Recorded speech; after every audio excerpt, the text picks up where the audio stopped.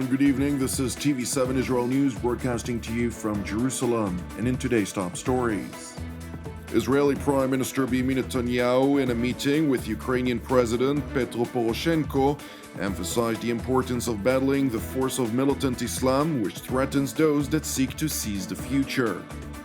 It has been revealed that the Iranian Quds Forces in Syria evacuated their positions several hours before the Israeli Air Force launched its wide-scale bombardment of Iranian targets, fearing an Israeli reprisal attack in response to the launch of the medium-range surface-to-surface missile that was fired by the Quds Forces toward Israel's Golan Heights.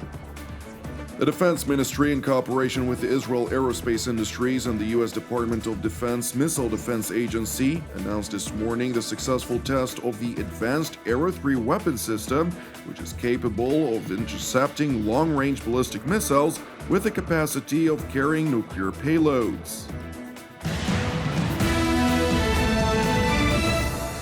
Prime Minister Benjamin Netanyahu welcomed Ukrainian President Petro Poroshenko to his residence in Jerusalem, during which the two leaders announced a historic bilateral agreement that effectively removes all trade bureaucracies between the two countries.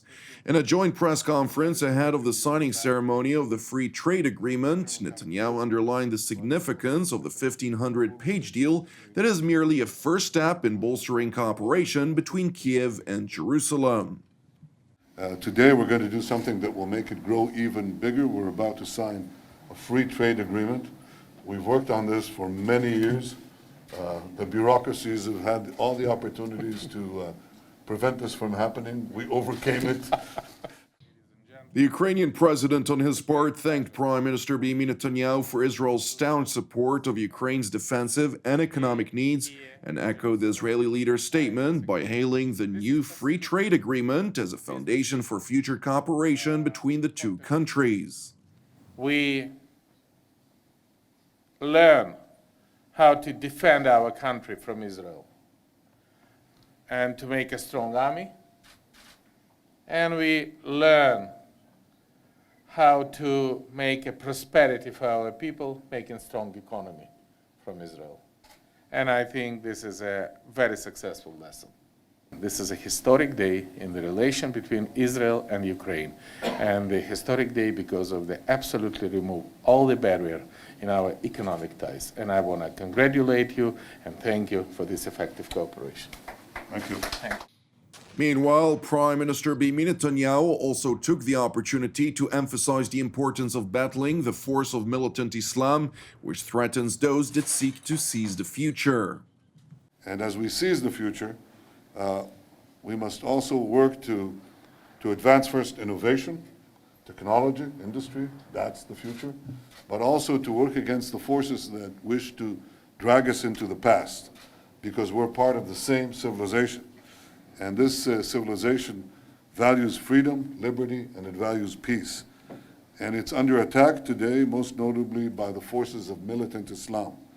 The most important force of militant Islam is the Iranian regime.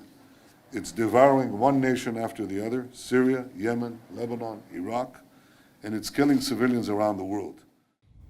In connection with the need to thwart Iran's malign activities across the Middle East, Netanyahu referred to the massive Israeli bombardment of Iranian forces in Syria earlier this week and vowed to continue to take all necessary actions to protect the people of Israel and defend the country's borders.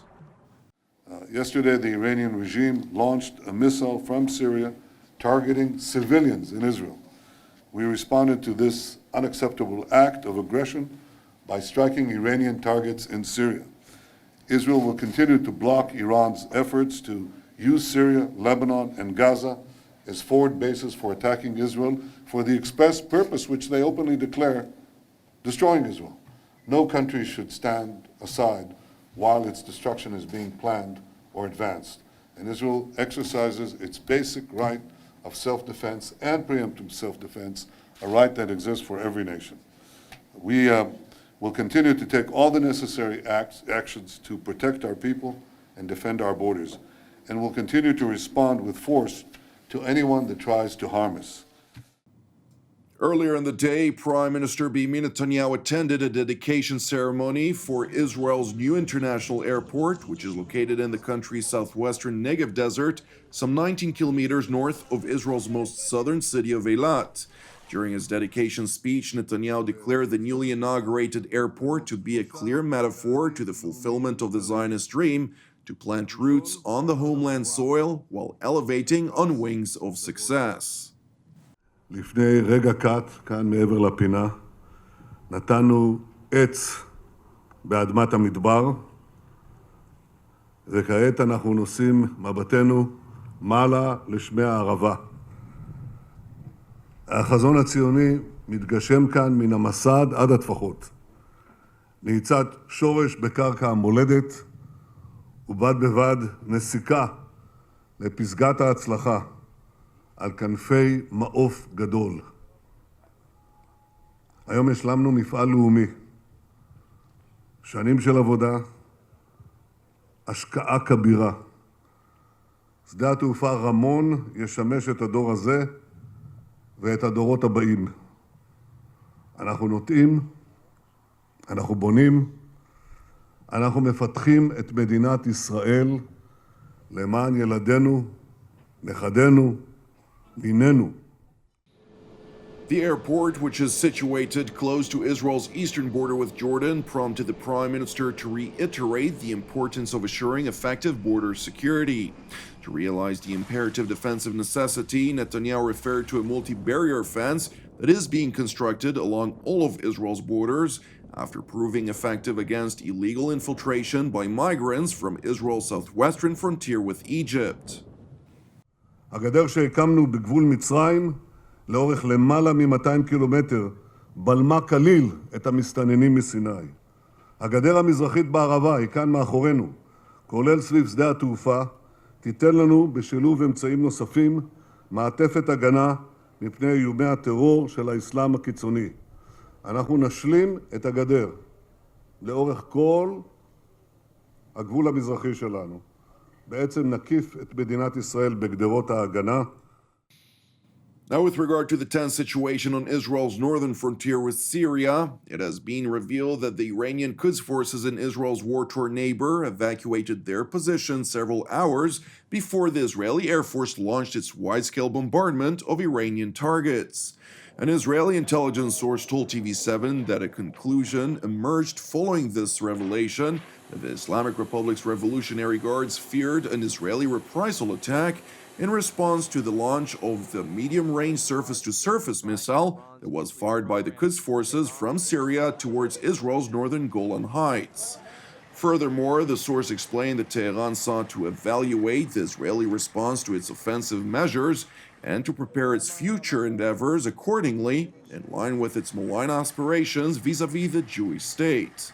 When asked about the fact that Russia did not immediately respond to the Israeli offensive in Syria, in contrast to previous incidents, the intelligence source underscored that Jerusalem provided Moscow with advance notice of its aerial operation against Iranian targets by means of the established coordinated mechanism meant to provide deconfliction between the Russian military and the IDF in Syrian airspace. Now to another matter, the Defense Ministry, in cooperation with the Israel Aerospace Industries and the U.S. Department of Defense Missile Defense Agency, announced this morning the successful test of the advanced Arrow 3 weapon system. The Arrow 3, which serves as a long-range anti-tactical ballistic missile defense system in Israel's three-tier anti-rocket defense shield, provided Jerusalem with yet another assurance of Israel's defensive preparedness against growing threats from its arch-enemy, the Islamic Republic of Iran, among other potential threats. It is important to note that the Arrow 3 is capable to intercept long-range ballistic missiles, which have the capacity to carry nuclear payloads. Thank you for watching us. Praying for the peace of Israel and the peace of Jerusalem. I'm Jonathan Hassan. Have an Erev Tov, and we will see you again tomorrow at the same time.